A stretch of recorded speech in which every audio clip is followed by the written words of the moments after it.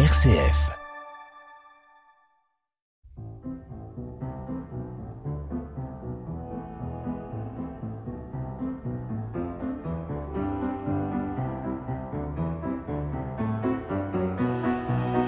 L'église dont je rêve est une église de prophètes qui ose avancer au large.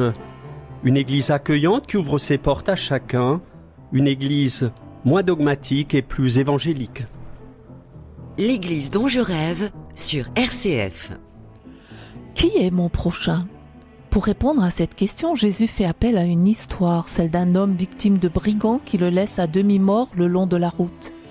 Des victimes d'autrui, des victimes de maladies, des victimes de pauvreté, etc.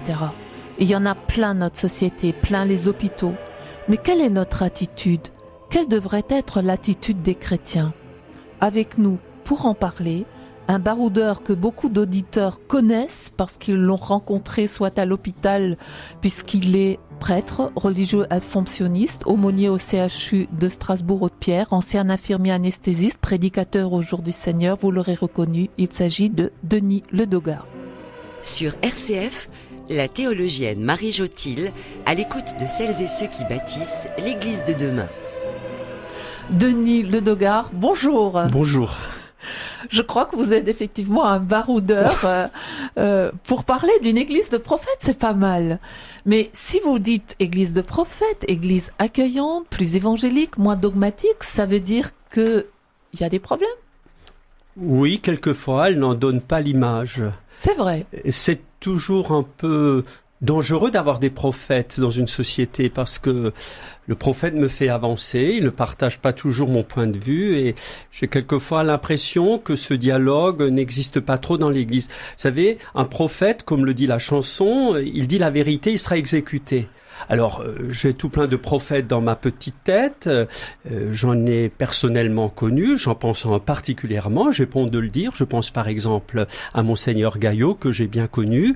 J'ai l'impression que quelquefois, le prophète, on le muselle, et c'est dommage, mais il suffit déjà de regarder l'Ancien Testament, les prophètes, ils avaient pas bonne presse au niveau du peuple. Ils finissent tous mal. Oui, très mal même.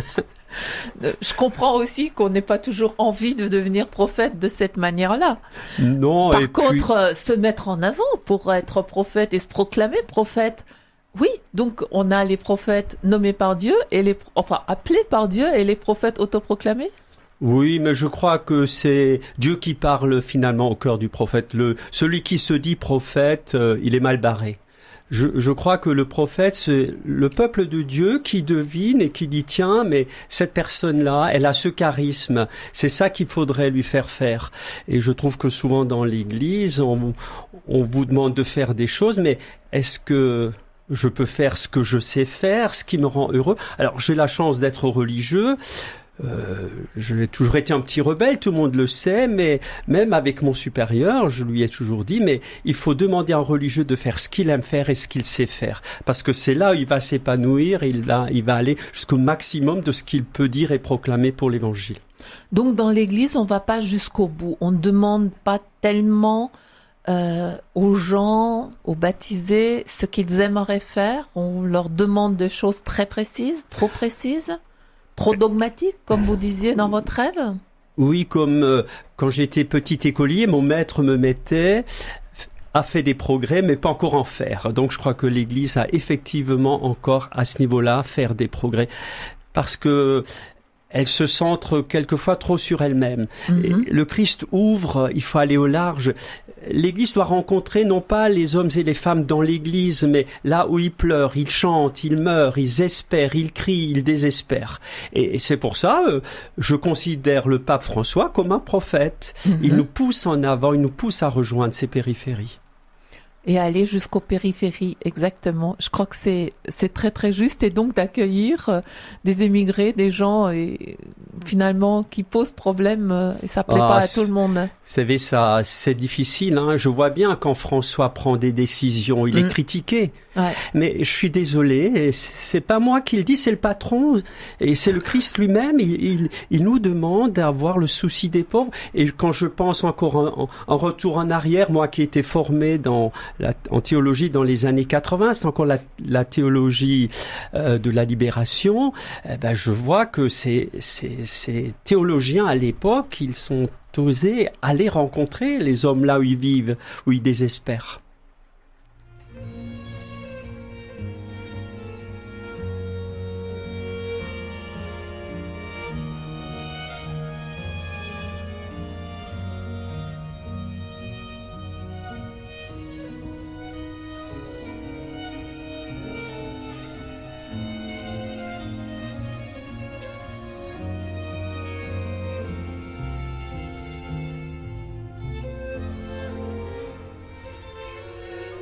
L'église dont je rêve sur RCF.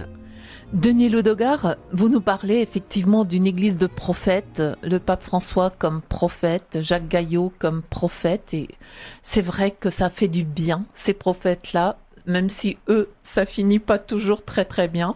La théologie de la libération aussi, c'est vrai, c'est une théologie qui est passée par des prophètes. Donc, c'est un élément extrêmement intéressant dans ce diagnostic.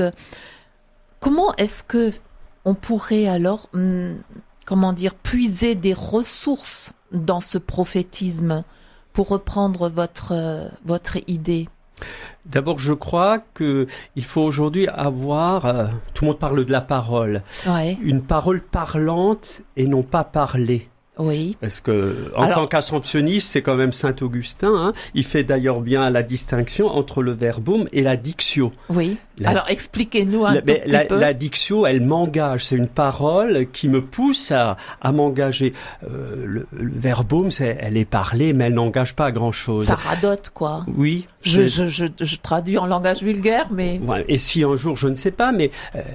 mince, quand je lis l'Évangile, mais on en a fait quelquefois des sucreries. Vous savez, comme le petit chien, allez, tu soulèves la papade, c'est gentil, je t'aime bien. Mais l'Église, c'est de la dynamite. Ouais. C'est pas possible d'être chrétien aujourd'hui et ne pas vibrer aux valeurs fondamentales de l'Évangile. J'ai toujours considéré... Je comprends que dans une société Église, il faut du dogme. Je comprends très bien. Mmh. Mais le dogme divise. Alors que l'Évangile rassemble. Et c'est pour ça que je dis toujours, il vaut mieux aller vers ce versant de l'Évangile. Je sais bien que ça déplaît à certains, mais c'est l'amour du prochain, et le prochain, quel qu'il soit, il me dérange, il m'agace. Nous vivons à Strasbourg, quand je vois les paumés dans la rue, quand je vois quelquefois que je suis aussi agressé, mais je me dis, Denis, c'est dur, mais le Christ me demande d'avoir un autre regard sur ces gens-là que ce que peut-être spontanément j'aurais envie d'avoir. Le Christ n'empêche dérange aussi. Oui, le Christ... Pas mal, hein, parce que lui aussi a mal fini. Il a mal fini, il a dit la vérité et il a été exécuté. Voilà. C'est pas pour autant que on ne le suit pas, c'est peut-être parce que justement sa parole est vérité, chemin, vie, et que nous le suivons. Mais c'est vrai que aller jusqu'au bout comme ça, c'est pas rien. Mais moi je dis souvent, alors c'est peut-être une expression démodée aujourd'hui, mais le Christ c'est mon meilleur pote. Ouais. Et moi j'ai pas honte de mon pote. Et mon pote, je le mets pas dans ma poche. Mon pote, j'ai envie que les gens découvrent. Moi je suis pas habité par une spiritualité désincarnée. Moi, j'ai donné ma vie au Christ, je suis religieux, je suis prêtre, mais j'ai donné la vie à un bonhomme qui me fait vibrer. Quand je relis les valeurs qu'il me propose, j'ai envie de le suivre. Même, je reconnais, je n'y arrive pas toujours, mais je ne désespère pas. Et je voudrais donner à notre jeunesse, vous savez, je rencontre beaucoup les internes, on discute souvent de ces questions. Si seulement un jour ils pouvaient faire la découverte que le Christ, c'est un humain. C'est quelqu'un qui veut du bien pour eux et qui les amène à bien soigner l'homme dans toutes ses dimensions.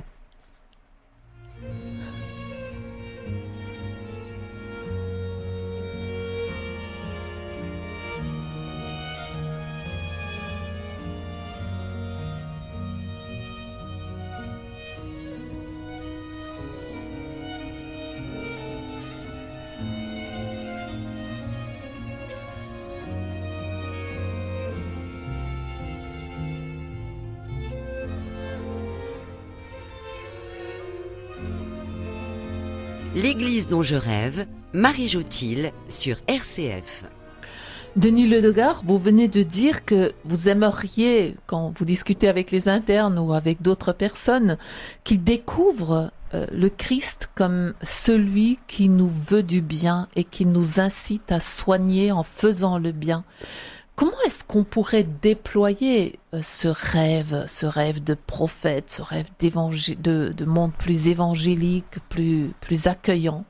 Mais il faut d'abord que l'Église change son vocabulaire. Oui. L'Église parle chinois pour les gens. François, je dois reconnaître, c'est le premier pape que lorsqu'il parle, je comprends. C'est vrai qu'il emploie beaucoup d'images, c'est beau. Oui, et je vois même les médecins me le disent, mais toi, François, on le comprend. Alors, je crois que c'est d'abord une question de langage, c'est une question aussi, enfin, pour moi qui suis prêtre, et je suis à du 300% d'accord avec lui, il faut combattre le cléricalisme. Je ne comprends pas que dans l'Église, on garde des titres, son éminence, son excellence, mon père, monsieur l'abbé. Je suis désolé, donner à personne le titre de père, vous êtes tous frères. Alors je sais bien, je parle à une professeure de théologie, exégétiquement on peut toujours interpréter, mais moi je me rends compte, quand les gens m'appellent monsieur l'abbé, je leur dis gentiment, mais vous savez, je m'appelle Denis. Ah, mais vous savez, monsieur l'abbé, on n'est pas... Je vous assure, au bout de 3 minutes, ils vous appellent par le prénom. Et ils se rendent vite compte, mais c'est tellement plus simple. Puis c'est le prénom du baptême. Mais bien sûr. Et puis, je crois aussi, il faut une spiritualité incarnée, proche des gens, qui les rejoint là où ils sont. Non pas là où moi j'aimerais qu'ils soient, mais quand on partage ce compagnonnage au quotidien, on arrive petit à petit à faire avancer les idées du prophète. Surtout quand vous êtes dans un milieu de souffrance, de maladie, de questions existentielles. Ça doit être beaucoup plus prégnant encore. Vous savez, les gens cherchent quoi? Non pas un homme de culte, monsieur le prêtre, un homme de cœur. Si vous avez du cœur, si vous rejoignez les gens. Moi, quand je rencontre les malades, moi, je ne sais pas le chemin qu'on va faire. J'ai pas une idée toute faite. On se découvre, on s'apprivoise mutuellement comme le renard et le petit prince. Et c'est ensemble qu'on va faire ce cheminement.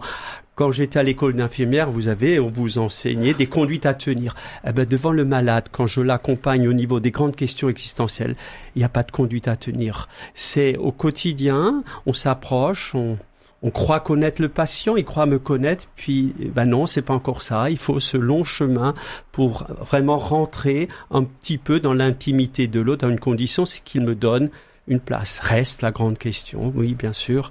Pourquoi la mort? Pourquoi un enfant a-t-il une tumeur dans le cerveau? Pourquoi il y a des enfants qui suivent de la chimiothérapie alors qu'ils n'ont rien fait? Je fais partie aussi de ces petits prophètes. Je n'ai pas la réponse à toutes les questions. Excusez-moi, mais il y a des réponses où on fait mieux de se taire. Et se taire, ce silence rejoint aussi la souffrance de l'autre. Ça, c'est la parole parlante. Oui, je crois vraiment d'accord avec vous. Le silence est parfois la plus grande des paroles. Tout à fait. Et parce que c'est une parole de proximité, une parole qui cultive la proximité du cœur. Plus d'amour, moins d'interdits. C'est peut-être ça, la parole de la fin. Oui, et puis là maintenant, je parle à une professeure de... Oh, vous inquiétez pas. Professeur d'éthique. Alors il faut absolument faire le déplacement de la morale dans l'Église, il faut passer à l'éthique. La morale, elle est normative, elle dit les choses, tu dois pas, il est défendu. Alors que l'éthique, elle est réflexive. Je n'ai pas la réponse à ces grandes questions, mais je la cherche avec l'autre dans le respect de chacun. Nous la cherchons ensemble, Denis Ledogard. Voilà, je ne l'ai pas non plus.